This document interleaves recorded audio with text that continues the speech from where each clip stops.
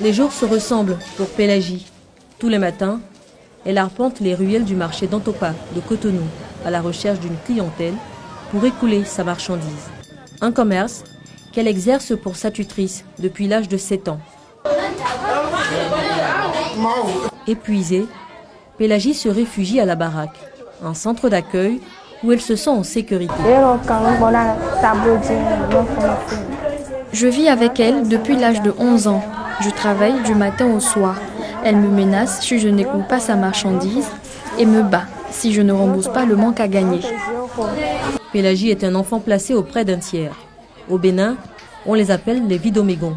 Comme Pélagie, elles sont plus d'une soixantaine à trouver refuge à la baraque. L'animatrice souhaite garder l'anonymat. Normalement, les profils qu'on rencontre, c'est les cas de maltraitance surtout et quelques cas de viol. Quand elles prennent les marchandises tôt le matin, elles circulent dans le marché, mais pour se reposer, elles déposent les marchandises devant les tutrices, on les chasse, on les lance des urines.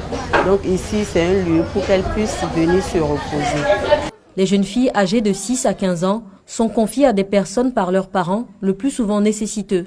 Ce confiage, comme on l'appelle au Bénin, se fait en échange de 10 à 20 000 francs par mois pour les parents et plus rarement d'une scolarisation pour les enfants. Mais les engagements ne sont pas toujours respectés. Employées de maison, pour le commerce, mal nourries, non scolarisées, ces petites filles sont exploitées et exposées aux violences physiques, psychologiques et même sexuelles. Une quinzaine d'enfants vidomégons révisent à même le sol les cours d'alphabétisation et de gestion. Le lieu est tenu secret car les tutrices commerçantes s'opposent à leur scolarisation. Je vous avoue que ce n'est pas facile. Parce qu'il y a des fois, tu peux aller vers des parents qui vont te chasser. Maintenant, si l'enfant vient, on l'écoute. Nous les amenons à avoir le goût de la vie. On leur apprend qu'eux aussi ont des droits. Rares sont les filles qui atteignent le certificat d'études primaires et élémentaires, CEPE. Au Bénin, 7 882 enfants, dont 78% de filles, déambulent dans les marchés de Cotonou. 46% ont moins de 14 ans, selon l'Institut national des statistiques et analyses économiques du pays.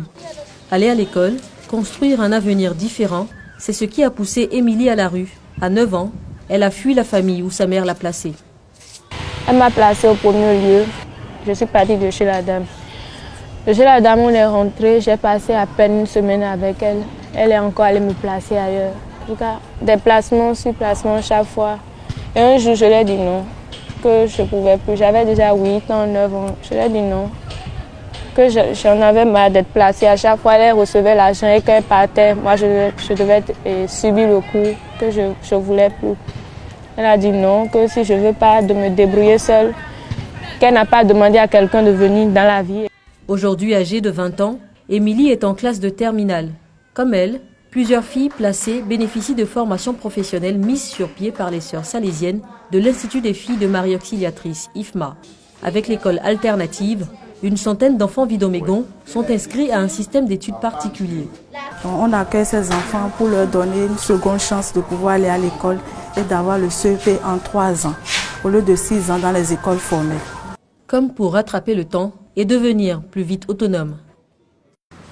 D'autres initiatives de particuliers existent pour venir en aide à ces filles. Ousmane, le tuteur de Zahara et Hassana, approuve ce combat pour l'autonomisation. Sur 3 ans, il envisage d'épargner pour ses filles afin de financer leur projet.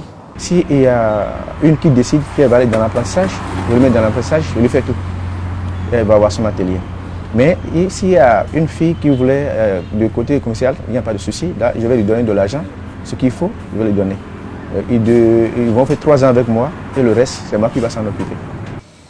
Le phénomène, détourné de son sens traditionnel de confiage à un parent aisé, est un réel business entre parents et tuteurs. Cette déviance traverse les frontières. Certains n'hésitent pas à céder leur progéniture à des intermédiaires qui les conduisent clandestinement dans des pays tels que le Nigeria, le Togo, le Gabon, le Congo-Brazzaville et même les Émirats arabes unis. Un réel trafic transfrontalier. Selon une étude réalisée en 2008, 40 000 enfants sont victimes de cette traite. Les chiffres interpellent les autorités et la situation inquiète l'UNICEF. Nous avons appuyé la Direction générale du travail pour l'élaboration d'une charte qui est assortie d'un protocole d'accord avec un plan d'action pour que les enfants ne soient pas exploités dans ces marchés. Le code de l'enfant prévoit des sanctions. Et ça va de simples amendes jusqu'à des peines de prison selon la gravité de la situation. Selon les accords que nous avons avec chaque pays, nous réussissons à faire revenir les enfants, à les réintégrer dans leur famille. Pour l'heure, la pratique reste une triste réalité et un cauchemar pour des milliers d'enfants africains. Pélagie, Émilie, Zahara et Hassana sont des noms empruntés afin de préserver leur identité.